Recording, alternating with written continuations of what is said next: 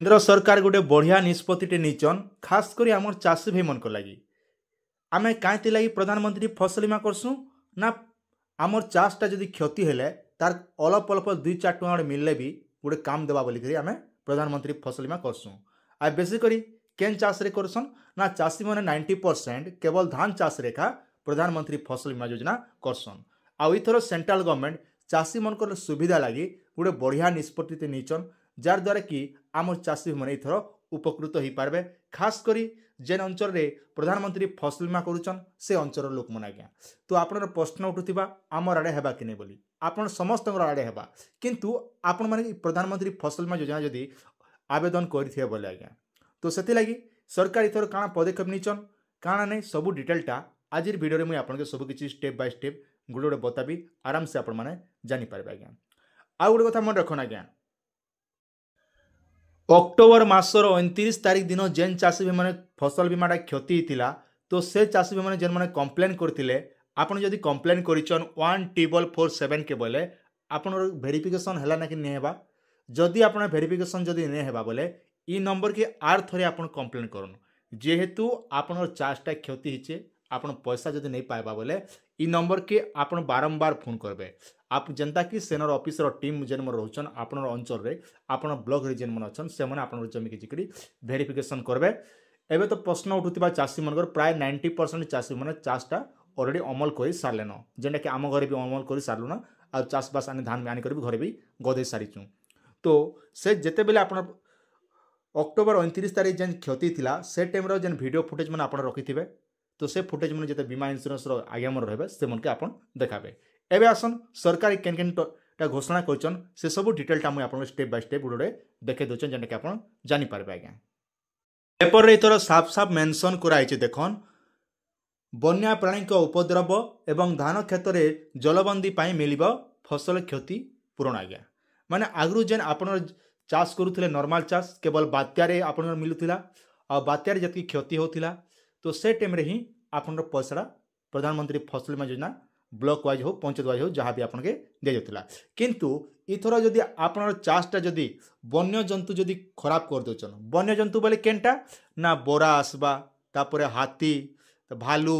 माकड़ ई मन जतकी भी कहसन जेटा कि वन्य पशु बोले आम कहसुँ तो से मैंने जदि आसिक आपन चाष की जदि क्षति करुचन बोले भी इथर प्रधानमंत्री फसल बीमा योजना माध्यम रे पैसा पाइबे आज्ञा। तापर जलबंदी जलबंदी बोले कना ना आपन अंचल जदि पानीटा बेसी रही जिबा आ आपन धानटा कुही जिबा बोले से जगह रे भी आपन पैसाटा आपन प्रधानमंत्री फसल बीमा योजना माध्यम रे आपन के पैसा दिया जा बोली करी जेने के मंत्री साफ साफ सुने दिचन आज्ञा। कृषि और कृषक कल्याण मंत्रालय अनुमोदन बोली जेने के दिया जाइछे इने काना लेखा है सब पढ़ी दौचे आपन टे ध्यान देकर शुणन आराम से जानी पारबे कहे वन टाइम जदि देखी दौन बोले आगामी दिन में ये सब जानी थे बोले आराम से आपन प्रधानमंत्री फसल बीमा योजना विषय आपन क्लेम करि पारबे आज्ञा। साफ साफ मेंशन कराइछे कृषि एवं कृषक कल्याण मंत्रालय प्रधानमंत्री फसल बीमा योजना PMFBY अधीन रे चाषी मानकु एक बड़ उपहार घोषणा करछंती केंद्र सरकार। वन्य प्राणी को उपद्रव एवं धान क्षेत्र में जलबंदी समस्या जगू फसल क्षति लगी क्षतिपूरण देवे पाई मंत्रिमंडल अनुष्ठित भाव नूतन प्रक्रिया अनुमोदन करछंती। माने इतर जतकी भी आम चाषी माने चाषटा क्षति रोचे खास करी वन्य प्राणी एवं जलबंदी रे जतकी भी चाषी मन चाषटा क्षति होचे से चाषी भाई मन के प्रधानमंत्री फसल बीमा योजना रे दिया जिबा आज्ञा। माने केबे ठानु लागू हेबा इटा होचे 2026 ठानु मन रखन 2026 ठानु जतकी भी आम चाषी माने नुआटा आवेदन करबे से मन के दिया जिबा किंबा एबे जेन खरीफ रे आपण माने जेन चाषटा करबे खरीफ सॉरी आम रबी ऋतु बोले केनटा रबी ऋतु रे जेनटा कि आमे मूग बिरी बिहन मन जेन करसु तो सेटा आमे रबी ऋतु रे आमे चाष जे जेनटा कि आम चना जातीय हो किंबा तैल जातीय फसल जदि आपण माने करूचन जेनटा कि सूर्यमुखी तापर अलसी एंता विभिन्न प्रकार तैल जातीय चाष जदि करूचन से आपण रबी ऋतु माध्यम रे प्रधानमंत्री फसल बीमा योजनाटा करि पारबे तो से पैसाटा आपन के ब्लॉक वाइज हिसाब रे आपन के पैसाटा दिया जाइसी आज्ञा। तो सेति लागि आपन जदि एबे देखन 2026 मसिया रे जेनटा कि आपन एबे आवेदन करि पारबे। साफ साफ मेंशन कराइछे संशोधित व्यवस्था अनुसार स्थानीय विपद वर्ग अधीन रे वन्य प्राणी मानक द्वारा फसल नष्ट को पंचम आड ऑन कभर भाव स्वीकृति जाइछि। राज्य सरकार गुड़िक वन्यप्राणी सूचना अधिक सूचित करेंगे तथा ऐतिहासिक तथ्य आधार रे आदित करेंगे माने साफ साफ जदि कहमी बोले आगु आपण मैंने काଣା होता आपणर चाषटा क्षति होता जेनटा कि आपणकर हाथी आसूला आज्ञा हाथी आसिक आप चाष जदि नष्ट करूला बोले ओडिशा गवर्नमेंट कहीं करूले पूर्वतन सरकार थिला टाइम रे आउ ए भी से स्कीमटा चलीचे तार ना है अनुकंपा योजना बोली तार ना थिला आउ अनुकंपा योजना माध्यम रे आपन चाष जेतकी भी हाथी आसे हो कि जंगली पशु पशु आसिक जदि क्षति कर दे बोले से जगार आपन के अनुकंपा राशि सहायता आपन के मिलूला अनुकंपा बोली गोटे योजना अच्छे तो कहे बोले से योजना विषय मुझे वीडियो भी बनईदेवी आपन के क्लाइम करसन जेन अंचल वन्य प्राणी मैंने बेसी क्षति करबे प्रभावित जिला बीमा यूनिट गुड़िक चिन्हट करेंगे बीमा एजेन्सी जेन आज्ञा मैंने अच्छन आपण अंचल जेन वन्य पशु पक्षी मैंने आसिक जेन क्षति करबे बीमा इन्स्योरेंस आज्ञा मैंने आसिक आपण जेनटा कि चिन्हट करबे चाषी को फसल क्षति सूचना 72 घंटा मध्य जेना कि अपडेट करा पड़वा जेनता आम 48 घंटा प्रधानमंत्री फसल बीमा आप धान चाष जदि क्षति होचे बोले आप 48 घंटा भितर आम कंप्लेन करसुँ ठीक से भलिया वन्य पशुपक्षी जदि आप फसलटा जदि क्षति करुचे बोले आपन के 72 घंटा भितर जेना कि पोर्टाल माध्यम रे जड़े पारबे किंबा 1447 के आपन कॉल करिक आपनर कंप्लेन दी पारबे जेते बेले कंप्लेन दउचन तो से समय रे आपनर गोटे फोटो रखबे जेना कि जीपीआरएस फोटो जहाँ द्वारा कि से अंचल जेना आपन लोकेशन ट्रैक हबा तापर आपन से सब जेते बेले बीमा इंश्योरेंस आज्ञा मान आसबे वेरिफिकेशन लागि से सब काम रे आसबा आज्ञा जेना कि साफ साफ इने मेंशन कराइछि देखन 72 घंटा मध्य फसल बीमा आप रे जियो टैग होइतिबा फोटो सहित दाखल करिएको हेबो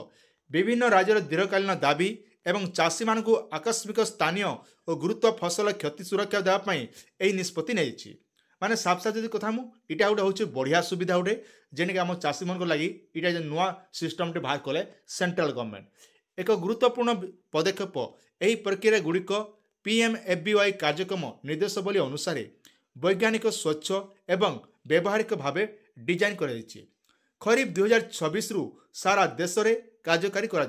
मन रखन आपन के जेन खरीफ 2026 रु आज्ञा रबी रे नहीं कर खरीफ रे आपन के 2026 मसीह इटा जेने कि लागू करा आज्ञा